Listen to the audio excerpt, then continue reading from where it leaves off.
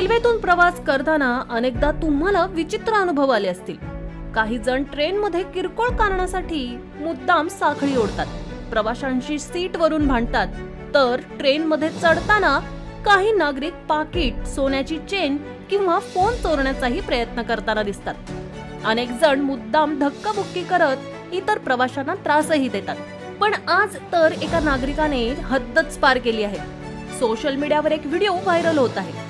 त्यामध्ये एक तरुण एक्सप्रेसवर दगडफेक करताना दिसून आला आहे। Viral video Bhagalpur Jaynagar intercity एक्सप्रेसचा आहे। एक्सप्रेस वेगाने दरभंगा ते काकर घाटी दरम्यान जात होती, तेव्हा रेल्वे रुळांजवळ एक तरुण बसला होता।